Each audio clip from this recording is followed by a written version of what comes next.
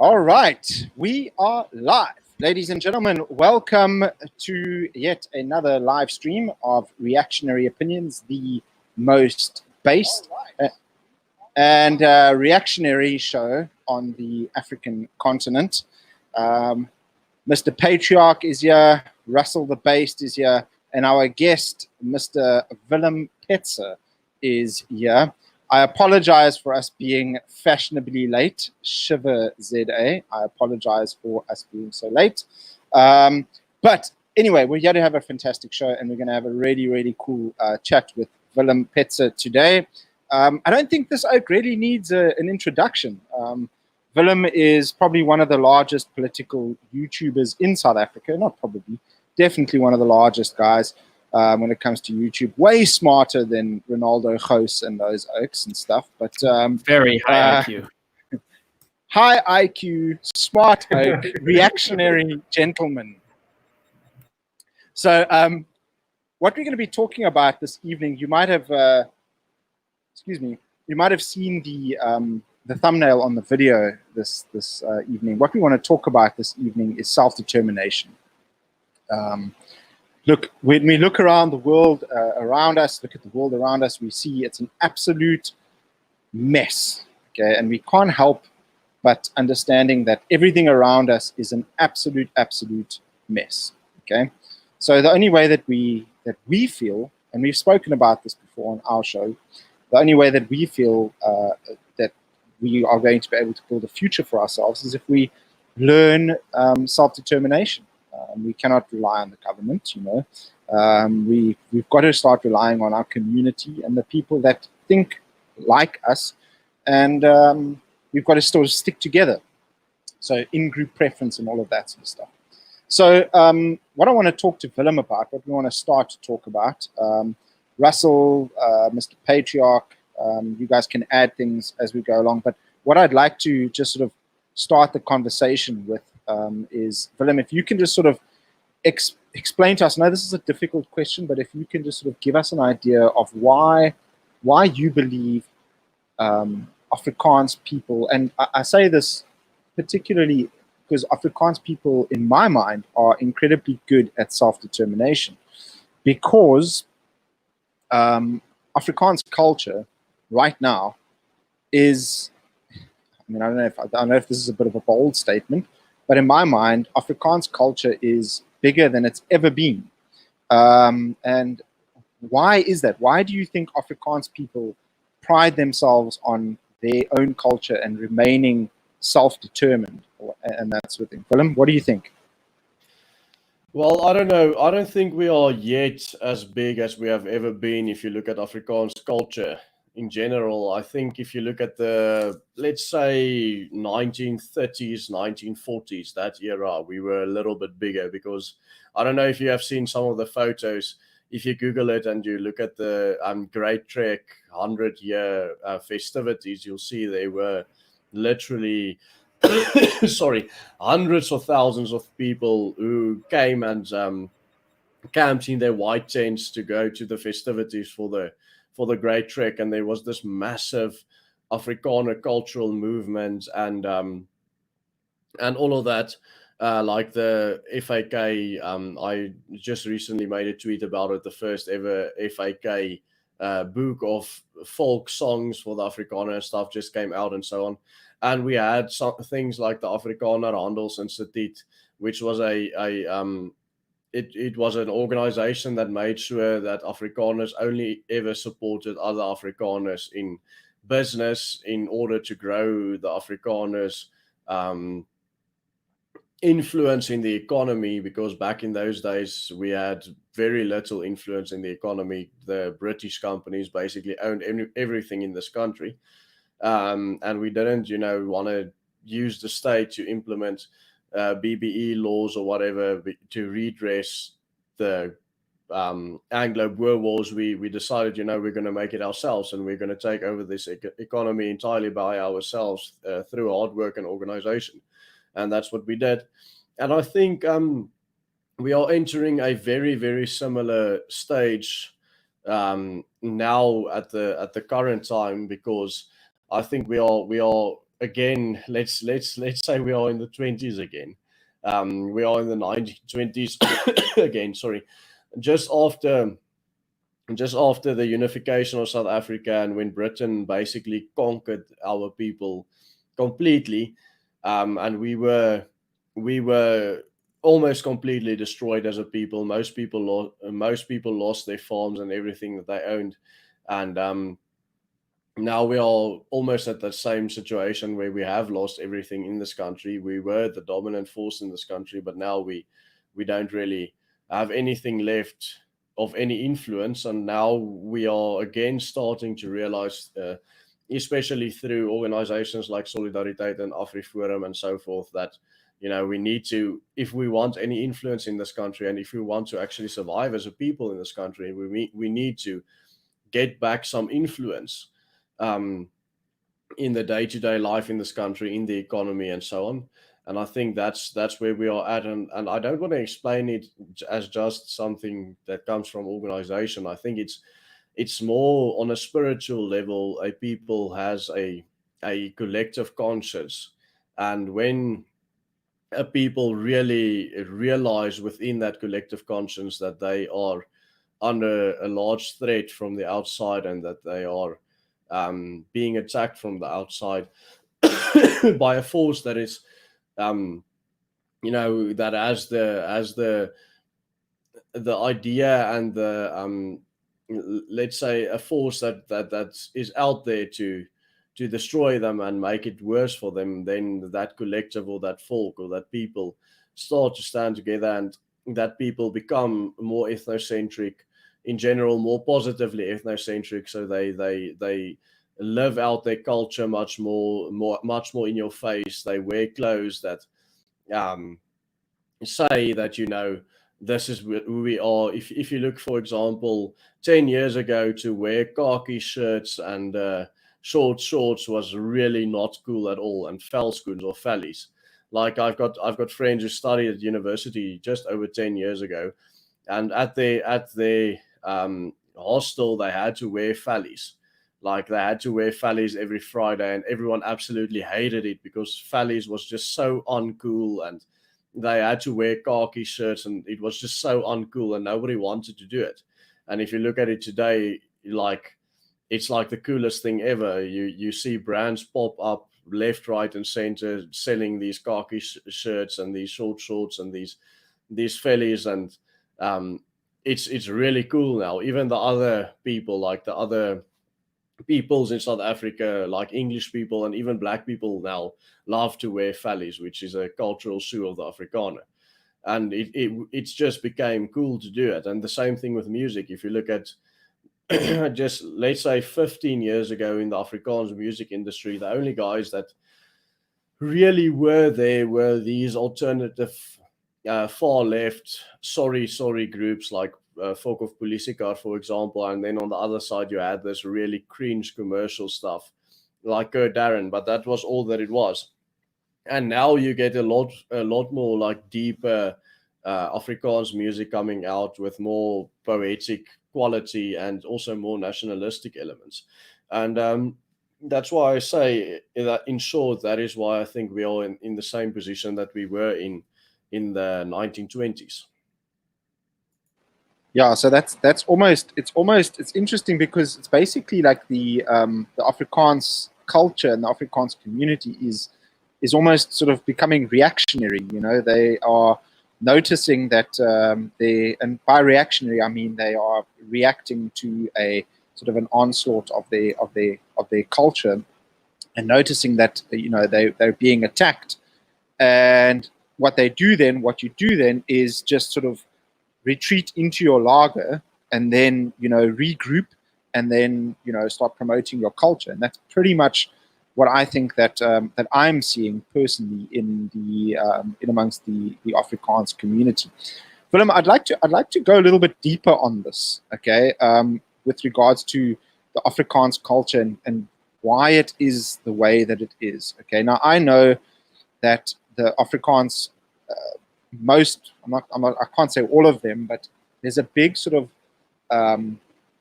Calvinist idea behind the Afrikaans culture as a whole. do you want to just sort of speak a little bit more about why why Calvinism sort of leads itself to self-determination? I don't know if you can expand upon that a little bit. I think if you enter that topic today, then most people will not have any idea what you talk about. I'm talking about most Afrikaners who act in this very high Calvinistic way in general. Sorry for coughing so much. In general, won't know that they are actually acting very Calvinistic. And I think Calvinism has really lost its popularity amongst people, and people don't really want to call themselves Calvinists anymore. They don't really want to refer to themselves as Calvinists anymore, and they see the NG Kerk and the way that it's heading, and they really just want out and they want nothing to do with it. But if you look at the ideology of the Afrikaner, then you'll see that the classical liberal ideas of, let's say, for example, the Democratic Alliance was really never ever close to home for Afrikaners. Most Afrikaners vote DA or voted DA. I think many of them left the DA now, but most Afrikaners voted DA just because they thought it was the only place they can go where there's some resemblance of sanity that might make things a little bit better in this country. But I would say almost none of them actually supported the idea of liberalism or classical liberalism. They were just there because, they jumped on the ship and they thought this might be the only ship that's good for them. And I can explain this ideology of the Afrikaner by saying that the Afrikaner really does have a Calvinist ideology, which is a very, very close to a nationalist ideology, but not the same as, let's say, some European nationalist ideas that we've seen in all over Eastern Europe, and also in France and in England and the Anglosphere, and in Germany and the German countries, Switzerland, Austria, and all these, for example, because these are much more, let's say, the ideas of nationalism that we've seen all over Europe was much more based on the people and the race and the family, where the sort of nationalism that we've seen amongst the Afrikaners was always much more based on religion. It was based on the only thing that we as Afrikaners who came from France and the Netherlands and Germany and even England and Scotland and all of these places have in common was the fact that we were Calvinist. We were Protestants of faith who came because we were being oppressed by the Catholics in Europe, and we came here to live out our faith freely. So that was always the core, the absolute core of what it is to be an Afrikaner. It is to be a Christian, to be an evangelical Christian. And that's why I think that our nationalism has always come from that Calvinist ideology and that Calvinist theology. Also, as you know, Calvinism talks about predisposition, I think is the English word, and it talks about being it's predestination. Predestination. Sorry, my English is not always very good. So you sit with this idea that you are a people who are a people of God, who are a Christian people, and you have this concept that it's not the same as the European concepts of freedom of religion, where every individual has a choice whether he wants to be a Christian or a Muslim or a Hindu or a Buddhist or whatever he wants to be. We have this idea that it's not the individual's choice. It is the covenant between God and a people, and this is a Christian people. And then secondly, we see it as our goal in life, or our, what's a plig in English, like our duty. It's our duty. It's our duty to keep our brothers and our cousins and our extended family, and by that extent our full Christian as well. And that has always been the glue that has glued Afrikaners in general together, is that glue of Christianity keeping us together, that idea that you will make sure that your neighbor is also a Christian. If he's not, you'll evangelize to him, and you make sure he's on the right path. And if he does something that you deem degenerate or anti-Christian, or not necessarily bad for society, but many of these things are bad for society, but just unchristian, you would go out and you would tell him, hey, stop doing that. If you go to school, you don't want to go to school with children who don't have this Christian culture as your children, because you don't say you don't care about the other children. You just don't want your own children to be influenced like that. So that has always been the Afrikaners sturdiness that kept the Afrikaner together, even in an onslaught for 30 years plus that was out there to destroy the Afrikaner culture completely. And I think the onslaught that we have seen, the fact that our language are being taken away from so many schools and almost all the universities in the country, and not just language, but also, also many other cultural institutions, it really didn't work. It really didn't work at all. And it's very interesting, because usually when you have this sort of cultural takeover of a country, it usually works. Look at the Roman Empire, for example. They completely destroyed so many cultures, and it worked, but it never worked with Afrikaner, which is such a small minority. And I think this Christian Calvinist sturdiness and this idea that you live in a covenant with God, and you want to keep your family and your kids and everyone away from any outside elements, made the culture so strong. You'll be called names for saying that you want to shelter your kids from these things, Willem. But anyway, Dylan, I agree with you, by the way, Willem. Dylan, you wanted to say something, Mr. Patreon? Yeah, I just have a few questions. So hearing all this, I can't help, and being from the United States, I can't help but draw parallels between the Afrikaner experience and kind of early colonial American experience, because as I'm sure you know, and maybe the audience doesn't know, but a lot of the people coming to New England in particular were Calvinists in their religious faith. They were also kind of sort of small minority, particularly as time went on and immigration increased. And they were from the same stock that came to South Africa as well. Yeah, that's true. And so they sort of shaped their vision of society based on their sort of Calvinist religious ideas. And the American national identity, I think, where it really sort of cleaved away from the British identity, had to do with conflict and the American War for Independence. And that kind of pressure is sort of what ultimately, I think, forged the Americans thinking of themselves as a distinct people apart from the old country. Now, of course, well, originally, obviously, it was Dutch, and then the language developed into Afrikaans. But in the American context, I think the war and the pressure that they felt from outside forces was integral in forming sort of American identity. To what extent would you say that is the case of the Afrikaner as well?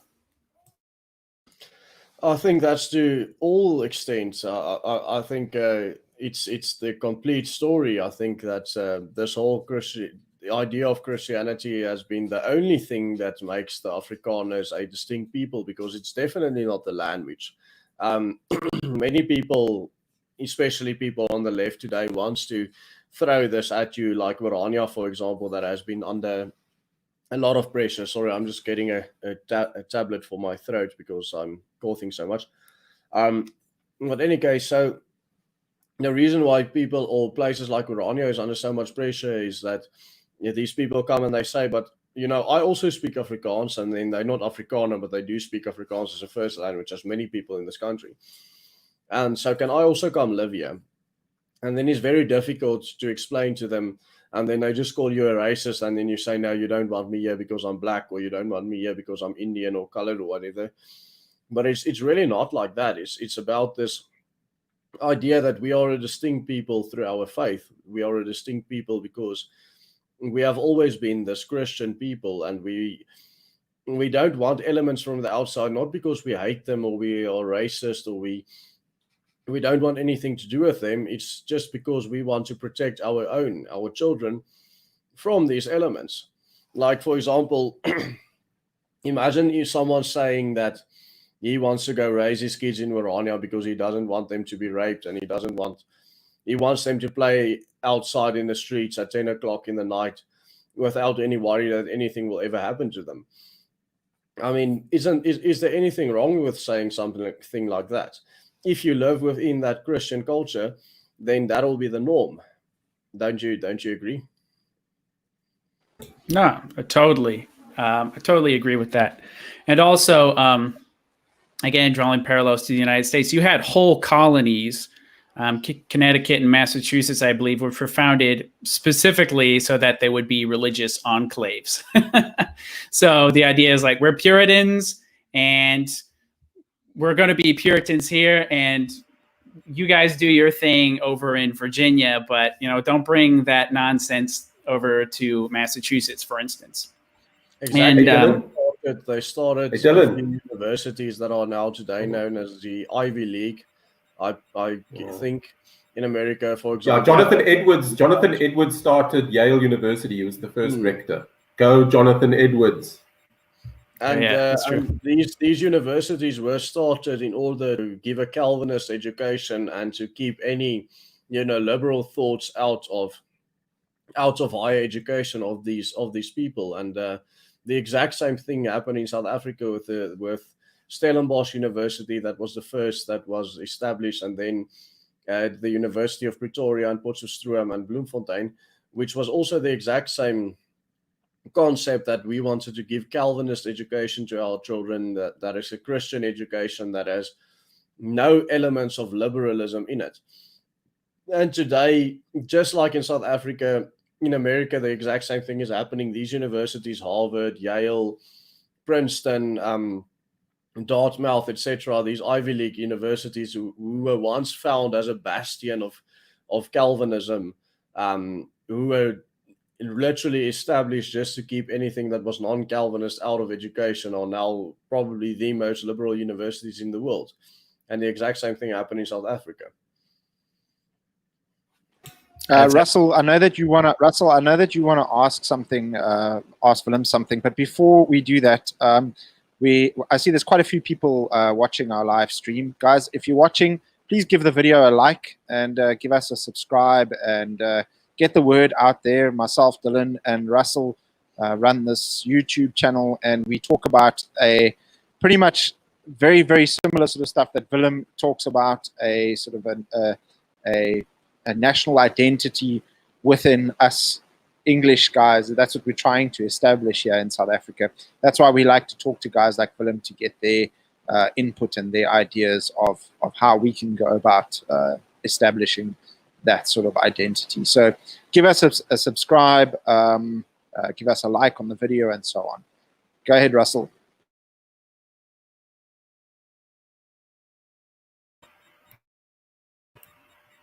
Yeah, but I think the whole story of how the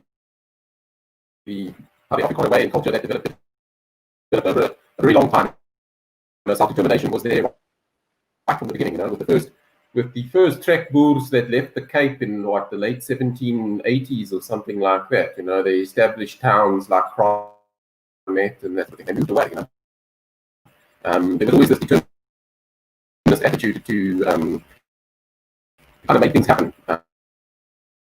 If you roll forward further, one of the if you go forward to the Anglo-Boer War later on, you had the Boer republics, and then the Boer republics were folded. One of the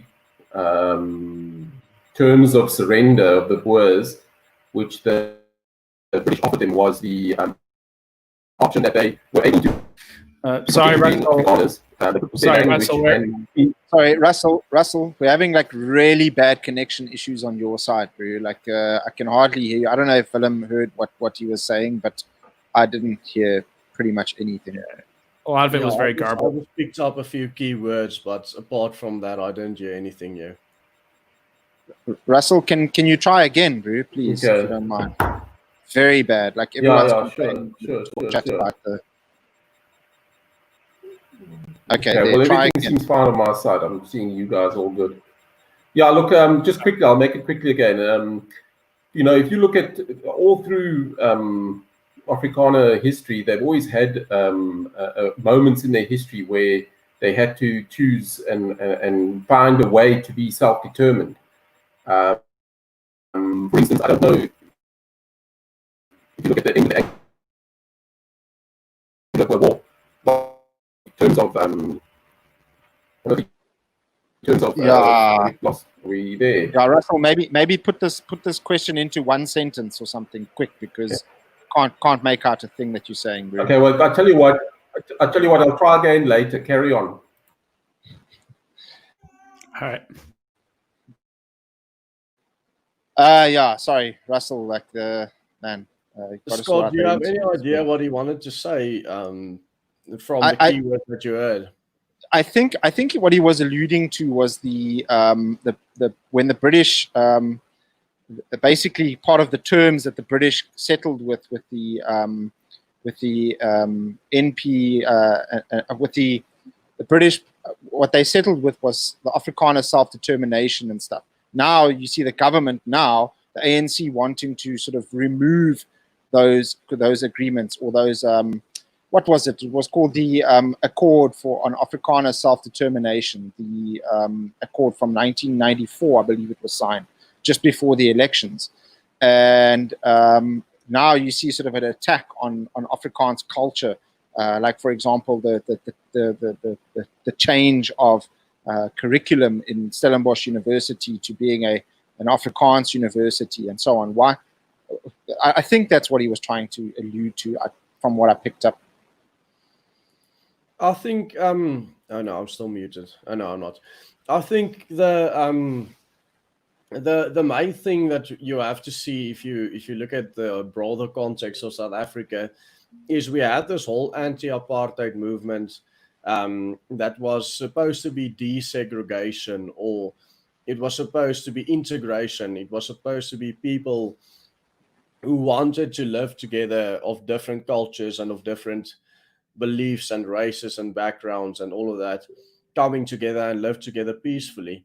And if you listen to what the ANC had to say, especially someone like Nelson Mandela, who had a huge liberal influence on him, where they sort of taught him to not be openly communist anymore, and pretend like he's going along with this liberal multiculturalism idea. We had this idea that everyone just wanted to live together peacefully, but that was never ever the case, and I think we are seeing that right now. People, especially the communists that took over, never wanted to study with Afrikaner kids at Stellenbosch University at the having the same Afrikaner curriculum. They wanted to take it all for themselves and kick all the Afrikaners out. The exact same thing with the University of Pretoria. They didn't want to come study at the University of Pretoria with the Afrikaner kids. They just wanted to take everything for themselves and kick all the Afrikaner kids out. And that's the exact same thing that you're seeing today. Now that people like Solidarity are building up new Afrikaner universities, multiple universities every year for the last few years, you see a massive sort of jealousy coming on, because they realize that we have realized that they wanted to kick us out of our universities, and now we are building our own universities again. And like, for example, one of the universities that was built is called Aros. It's a what do they call it? Education university. There's a nice word for it, but it starts with pedo, and if you get that word wrong, then it means something very, very different. But in any case, it's a university that's there to teach people to be teachers. And today it is the best university in the entire country by far, if you look at the results that they have for producing teachers, school teachers. And and many of these other Afrikaans universities are also on their way to becoming the best in the country in whatever field that they choose to start teaching at this university. And the ANC absolutely hates this because it's just a testament to the absolute failure that they had. Because these universities are being built from absolutely nothing, and they are becoming, some of the best universities in the country, while the ones that they got for free, which they just took over, that was already a great university, is falling apart right now. People, they don't produce what they used to produce in terms of quality education, and it's just a massive testament to their failure. And it's the same with towns like Orania that are popping up, and it's an Afrikaner town, and they do things by themselves, and they don't really take any state help for anything. They just very successful, and mostly, to a large extent, all of them are completely crime free. And that's just also another testament to the ANC's absolute failure in this country, where they got a new country, but they didn't build anything new. They just changed the names of things that other people have built before them, and then claimed these other things for themselves. And then after they changed the name and claimed it for themselves, these things tend to fall apart. That tends to be the next step. Now, I think that's where this is coming from. Yeah. Yeah. I was just going to say one thing about government, leftist governments in particular. Whenever you have ideologues, sort of particularly leftist ideologues, take over, what you see is an effort to sort of level everything. So, and they, of course, wanting to be in control, or of course being in control, that's sort of the main goal, is sort of eliminating all discrepancies in terms of quality, sort of getting this standardized, education and whatnot. So the very fact that people step outside of that and they're like, okay, we'll sort of do our own thing, they inherently resent that because it's against their the goals of the therapeutic managerial state, So I think it's sort of one of those damned if you do, damned if you don't sort of deal. Yeah, I think I just want to add something there, Willem. I think that generally when you're caught in these kind of situations and you're sort of stuck between a rock and a communist party, you pretty much, the only place that you have to do, anything that you can do really, is self-determine. It's just, you got to reach a stage where you pretty much just, I guess, ignore the government outright. I mean, whatever the government says is water off of a duck's back, and I think Exactly. that people need to start. I think that people need to start realizing this, is that, look, you start off small. I mean, in our situation, you start off small. You start off with your family, and teaching your family, staying together, raising your kids properly, all of these sort of things, and that sort of spreads outwards towards the greater community and stuff. And I think that's where you could sort of start with this, I guess. I don't know. And I think that this whole lockdown situation with the coronavirus and all of this has just put fuel on the fire, and has just really accelerated this whole new culture, especially not just amongst Afrikaners, but I think this has actually started the whole culture amongst English people as well, to, as you just said, basically ignore outright everything that the state says. If the state says you can't do this, then you just do it.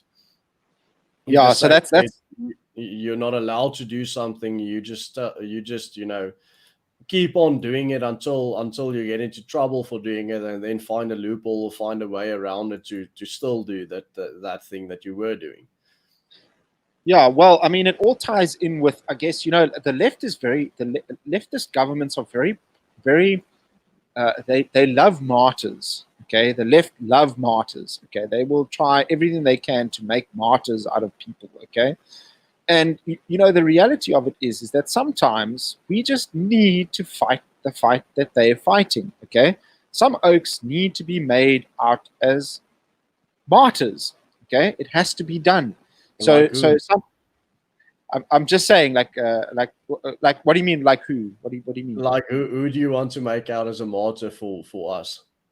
No, I'm not saying anyone in specific. I'm just saying that people need to now realize that the time it's now come where we cannot accept what the government has to say to us. Okay, So we just need to start, you know, outright pretty much just ignoring the stuff that they're saying, okay? Because if we don't, it's just going to just keep getting worse and worse and worse and worse, okay? So There's by gonna martyrs, so by martyrs, do you mean it's sort of time for some people to sort of like stick their heads up and and if they get whacked, then that'll sort of be like reverse propaganda. No, I'm not talking about people war tactics here. I'm not talking about people getting killed and stuff. I'm just talking about. But I mean, like legally speaking, potentially. Yeah, of course, legally. So you take them on legally, so that when the government attacks you, okay, what you look like then, okay, is that the government clearly is attacking you on no grounds, no legal grounds, no basis for anything, okay? That way you can defeat them in court. AfriForum does this all the time, okay? They're so good at this, okay? Is that what they do is someone, supposedly the government comes after someone for supposedly breaking the law, whereas we all know that that it's just government attacking them for no good reason, okay? What does AfriForum do? They get an amazing court or a legal group or whatever it is, and they go in there guns blazing, and they make this person a martyr. I'm not saying that that person needs to be killed or whatever it is, but AfriForum does that all the time, and that's what us Sotis now need to start doing as well, okay? Because you know, the idea of most Sotis in South Africa are just so, you know, whatever, man, the time will come. The time will come. When is the time now? I mean, yeah, it's not. I'm over this cuck now, really. Yeah, you guys are still in the DA camp mostly. Yeah, pretty much stuck with the DA bunch of people. You know, the guys that don't. Yeah, look, fight. you know, and I think the problem with I was telling, sorry, Bill, I was going to interject here quickly. The reason, the big problem with English speakers in South Africa is that they speak English.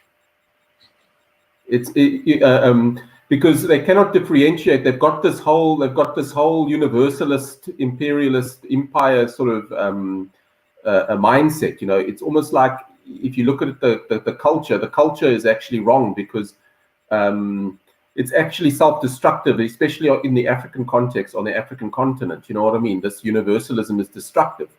And that is exactly how, because it's infused via the language and the environment into an English-speaking South African's worldview. You understand what I'm saying? And that's the biggest problem with the Anglosphere in South Africa, the Anglo whites in South Africa, is that they actually can't differentiate themselves enough. You get what I'm saying? Yeah, of course, because I mean, if you look at the tactics that were used by the British Empire in like the 1800s and even early in the 1900s, is they would literally go and spread as much liberalism as possible within their colonies in order to keep that colony as submissive as possible, because they knew that the more liberal the people in the colony are, the weaker the colony will be.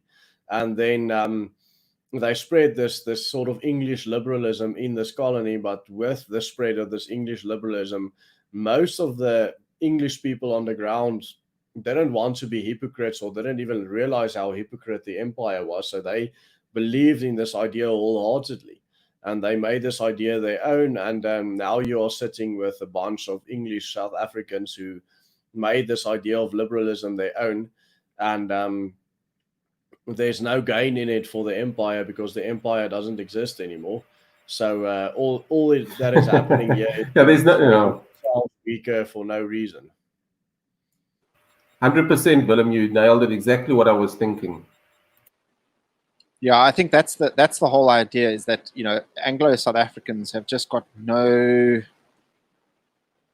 unique identity, you know. So it's difficult for us to, like you said earlier on, Willem, to view ourselves as a people aside. Okay, it's almost impossible for us to do that. Okay, however, okay, we, you know, myself and Russell, we can trace our family up. We've spoken to you about this before as well. We can trace our family back to the 1820 settlers. You know, we go quite far back in South Africa. And, you know, the 1820 settlers were also a bunch of oaks. You know, we've also got stuff to be proud about as English 1820 settler oaks. You know, we also arrived in, you know, we didn't only arrive in in Cape Town and stuff. But we arrived, some of the Oaks arrived in the Eastern Cape in Port Elizabeth and those places where there was literally nothing. It was a couple of shacks on a beach, and they built it up to an amazing city. You know what I mean?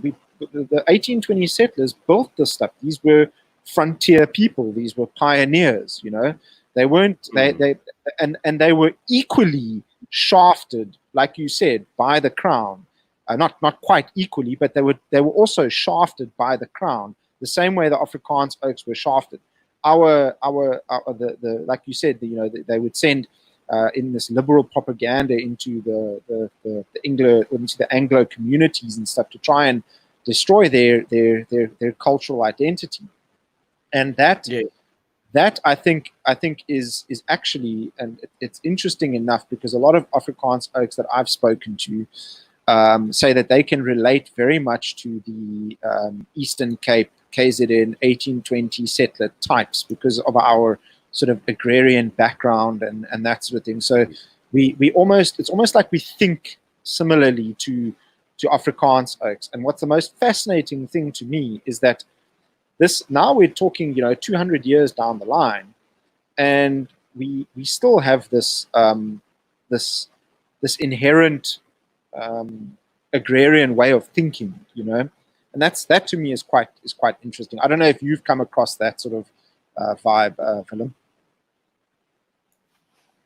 Yes, I really have, because when I studied veterinary medicine, for example, I studied with quite a few English guys from Natal, guys from Pietermaritzburg and Durban and so on, and they were speaking English, but they acted with a very much more, I almost wanted to say Afrikaans culture, but I want to say a similar culture in the agrarian sense and in the frontier sense, as you just explained. Yeah, and you can pick it up subconsciously that these are lekker oaks. They're not bad guys. You can care with them, and you can braai with them, and you can sit around the campfire and talk with them, and you'll have a good time. Whereas if it's some English guy from Rondebosch or whatever, Constantia or whatever, it's very much more difficult to connect with that guy on any level, because they just share absolutely no cultural background or anything with you. They just completely are different people. So they are definitely two very distinct peoples in South Africa when it comes to English speaking South Africans. Is you have this frontier, sort of Midlands guy or Eastern Cape guys, and then you have these, just colonialists living in the Western Cape who are way different. So I think you can almost say there are two completely different peoples amongst the English-speaking South Africans. Definitely. One thing I was thinking about, based on sort of what you were talking about, Willem, and Scott talking about the 1820 settlers, and thinking about sort of early American colonials, is sort of how universally it seems in these cases and internationally in other countries, is that kind of the thing that sort of sets a people apart in their own heads, right? Sort of how they perceive themselves as sort of different from where they come from and whatnot, is conflict. So, in South Africa, the Afrikaners, they wanted to get out from British colonial rule, and then they had the Boer Wars, which sort of helped them sort of forge their sort of identity to a large extent, I would say. And in America, it was the frontier, it was fighting the British, it was, settling the land and getting in scuffles with the Indians, and with the 1820 settlers, it was sort of building up these cities and sort of being on the frontier and also fighting with the natives and whatnot. And it's these kind of experiences that sort of shape a people group. So for instance, like people will say in the Middle East, the Palestinians aren't a real people, but the reason why they think of themselves now as Palestinians when they didn't in the past is because for various reasons they're having conflicts with the Israelis, and they see themselves obviously as not part of that culture. And then so because of that friction, that intergroup friction, that's sort of what forges their identity as Palestinians in their own heads, the Afrikaners in their own heads, and so on and so forth. So I think this this idea of conflict and or the frontier experience is sort of integral to building this kind of, rugged national sort of identity that a people group has, which is why you don't see this sort of thing with the, like you said, the colonialists in the Western Cape, because they sort of came after everything was already built up, doing administration and stuff. So they thought of themselves as Englishmen, and they acted as such without feeling particularly tied to the land, either through struggle or settling that, pioneers or the Afrikaners did. Yeah, there's a definite difference between sort of, colonialists or colonizers and settlers or pioneers. There's quite a difference. Willem, I want to find out something now. I'm very much for, groups looking after themselves within the group and that sort of thing, So, for example, if I'm an English guy, English Christian, I want to, support, I guess, English Christian guys, within a community and so on and so on. And I prefer to live like that, but I'd always want to, I'd always want to help my group before I help outside groups. And I think there's this massive misconception amongst English oaks in South Africa, because, if you look at a lot of the really good, civil rights organizations, yes, okay, there's the IRR, there is the Free Market Foundation, all of these guys and stuff, but they're not really civil rights groups, like AfriForum. AfriForum is an actual civil rights group that fights for its people, okay? And their whole idea is to fight for, the Afrikaans people. And I appreciate that. That's what I really like. I like the idea of the group looking after itself. And there's this big misconception amongst a lot of English oaks that I know, is that, you know what, AfriForum was there, I'm a member of AfriForum, they'll look after us, they, and that sort of thing. And I don't think, I think that AfriForum is out there to protect their own people, and I have no problem with that, okay? But They I won't think say it though. They won't come out and say that they are there for Afrikaner people. They'll just say they're looking after civil rights of individuals in this country, if you ask them. Of course, naturally. But I mean, look, and rightfully so, actually. I don't have a problem with that. Rightfully so, they should defend and protect their own people. They should defend and protect their own interests. Okay, I have no problem with that. Okay, I just, why do you think? I don't know. I think that's like English South African oaks need to now catch a wake up. I think it's time for Anglo Forum.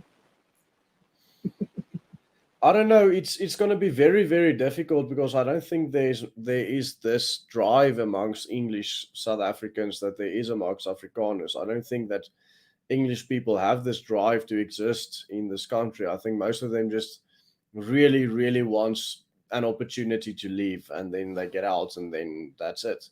I think if you look at the immigration statistics, Solidariteit actually did a whole study on this. But if you look at white immigration out of this country, it's almost exclusively English speaking. Almost exclusively. Not a surprise. I think most English South Africans, they just see that this country is going to go terribly bad and everything is falling apart, and they just want to leave and go to some place that is better, but they have no desire at all to build up this country and to keep this country great, or build up a little enclave for themselves that is a great place. All they really want to do is just leave and go to Australia or New Zealand or America or England or whatever, some other country in that atmosphere. Yeah, I couldn't agree That's more. what I was saying earlier. That's what I was saying earlier with the problem with English speakers is they speak English. They're too universal. They can easily move too quickly between things. They're not tied down to something. Admittedly, that is slightly different. I mean, the thing is, there have been attempts at Anglo self-determination in Africa before. It was called Rhodesia, but the rest of the world was having none of it. You know what I mean? South Africa, the problem with the reason, but otherwise, one reason why we Robo. South Africa song now, mainly. Okay, Robo- Russell, Mainly. Russell, just rather don't. So basically, what he's trying to say is, the only way that they actually managed to sort out the only instance where there was some sort of actual English or Anglo self-determination was in Rhodesia, which is where they came closest to self-determination. But the rest of the world just wasn't having it. They just couldn't have this tiny little country that was flourishing in the middle of nowhere, in the middle of Africa, and doing really well for itself. They just couldn't have that, because we are universalist. I think a good case study, or something to just study, is how the Rhodesians got this, idea of, or how they built this whole idea of an in-group that is not part of Britain or part of the greater Anglosphere. Because if you go look at Rhodesia, they had their own songs, they had their own distinct culture, they had a bunch of different things that they referred to that was their own, and that they could point out and say, listen, this is a Rhodesian thing to do, or this is Rhodesian culture. Whereas I don't think there's any other English-speaking population in the world that ever got so far in it. I think you can have America as an example, but America was a bunch of different cultures who each who were able to live together and each live out their own culture distinctly without much of a problem from the other cultures amongst them. Like, if you look at the American political and legal system, colonies like New England, like Massachusetts, could, for instance, be a high Calvinist society, and only their own people living amongst themselves, and then you would have some more, Dutch people living closer to the what's it called, the Rust Belt, Michigan, and so forth. Then you'd have more German or Irish people in the south, and these people really did live out their own cultures. But then I would say between the world wars and after the Second World War, America has completely changed from this federal system of a bunch of states who really were distinct in culture and in character to this idea that they are a melting pot. And I think it worked for some time, and now you've got this America where you've got this idea of white nationalism coming up, which is very popular among the younger people, and then you've got this idea of complete individualism amongst the older people. And then I'm talking about the right now. With the right, you can split basically between the boomers, who are hyper individualist, classical liberals, and then you've got the youth, who is more like white nationalists, and then you've got the left, the Democrats, which has almost exclusively been turned into a non-white ship for anyone who's against whites or against whiteness in general. And I think that's where America has deteriorated into this universalist idea. But they sort of had what Afrikaners have in South Africa. And I think the only reason why that idea or that culture or those distinct cultures were destroyed is the fact that they all spoke the same language. And the only people who really sort of clung onto German, for example, is the Amish. The Amish still speak German. And that's why they are still distinct amongst other ideas that they have. But of all the different groups, if you look at in the history of the pioneers, they really had a bunch of different Amish-ish type of groups, but the only one that just still kept on being, very distinct is the Amish. And then you can make a case for the Mormons as well, but the Mormons are a bit more complex as they are a religious group. Right. Yeah, I guess sort of speaking in the United States, the only place where you have sort of regional holding on to sort of a more traditional way of looking at things is sort of in the South. And I think a lot of that has to do with the experience of the American Civil War, or as they like to call it, the War of Northern Aggression, where because, and they were also sort of a different people as well, right? So they're Scots-Irish, and they sort of came from it was a more agrarian society with a sort of cavalier culture, as opposed to the puritanical cultures that you'd find in New England. But yeah, I largely agree with you that because English is spoken by everybody, that sort of makes it hard to maintain regional differences. And also, I would say, when the negotiation was changed, insofar as when the United States was formed, it was understood by pretty much everybody that if a state didn't like it, they could leave. But after the war between the states, that was basically done away with. And then I think the nationalist project, where we're going to create Americans now, where we're all Americans instead of we're Virginians and you guys are Mainers and so on and so forth, that really started picking up steam. And I think it was only a matter of time after the American Civil War where what you were talking about, the sort of conglomeration of the United States, happened. And now the only places which are basically traditional America, you could call it, is in the South and some of the flyover country who are farmers for the most part. But the coasts are just a lost cause. Yeah. Willem, do you want to add anything to that? No, I think that's basically what I said as well. It's almost so there's nothing to add.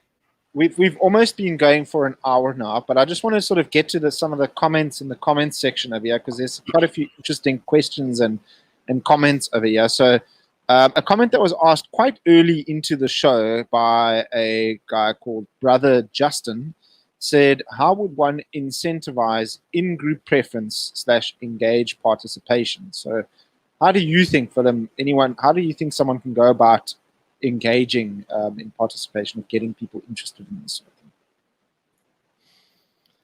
It's a very, very difficult question, because if people are not interested in it already, there's no way to organize for participation. Because if people believe that you're being a racist, if you, for example, have something like what Solidariteit has, like Sakeliga, where it's Afrikaner companies working together to build each other up as Afrikaners, or anything for that matter, Helpende Hand, that is an Afrikaner organization that's looking after poor Afrikaners.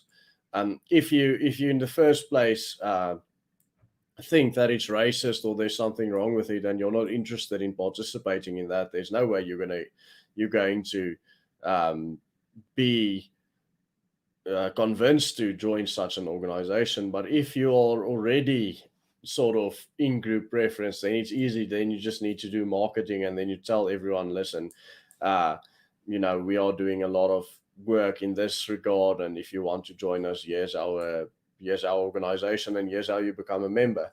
And I think that has become one of the biggest scam possibilities for criminals in order to scam specifically Afrikaner people, is by making some fake organization and saying that they are, doing work for poor Afrikaners or poor whites. If you look at Facebook, for example, there are hundreds, if not thousands, of different people who claim that they are doing work for poor white communities in South Africa. And if they all were truthful, then obviously there wouldn't have been any poor whites in South Africa. They would all been really rich. But the main, or the whole reason why there is such a massive opportunity for scammers to scam people out of their money by claiming that they are doing charity work for poor Afrikaner people should just tell you how in group preference the Afrikaner already is, and how some poor boomer lady who goes onto Facebook can easily be scammed out of a few hundred or even a few thousand rands if she sees one of these things, because she just really wants to help her own people already.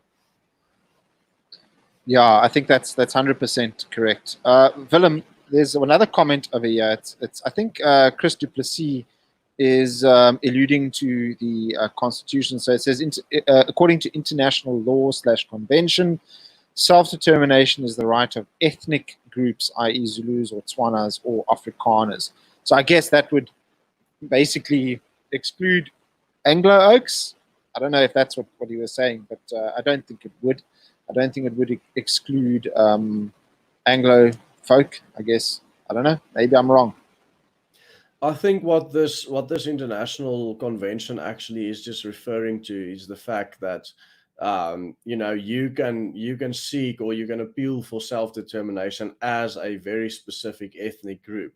So Zulus can, and Tswanas can, and Sothis can, but you can't appeal for self-determination as, let's say, Black South Africans, and on the same sense you can't appeal for self-determination as white South Africans, because just being a certain color and existing in a certain area doesn't make you eligible according to the Convention for Self-Determination. You have to be a very distinct ethnic group to appeal for it.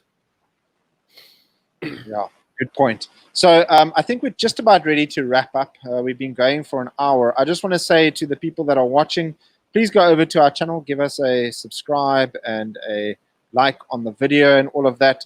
Willem, it's been an absolute pleasure having you on the show. I know that you've been on the show, you've had us on your show, which was a great chat. I see Sideliner Opinions. Zalaka is always on, I think he's often on Willem's, talking on Willem's chats and Conscious Caracals chats. He says, Willem, you're surely not talking about the Eastern Cape Englishmen. Soties van die aarde, die border boykies. Yeah. No, Willem has an affinity towards the border boykies, which he mentioned. And Sideline Opinions also says, as an Afrikaner, I learned more about community involvement and support in the border than anywhere else apart from maybe Oranje. Yeah, Willem's already spoken about how he is quite, aligned with us Eastern Cape Soties. Did you realize the pun that he was using there? Soties van die aarde, yeah. It's salt of the earth. Salt of the earth, yeah. Yeah, but playing on the word, that's quite funny. I like that Sideline Opinions. Good job there. Yeah. Willem, is there anything else that you want to mention or you want to say?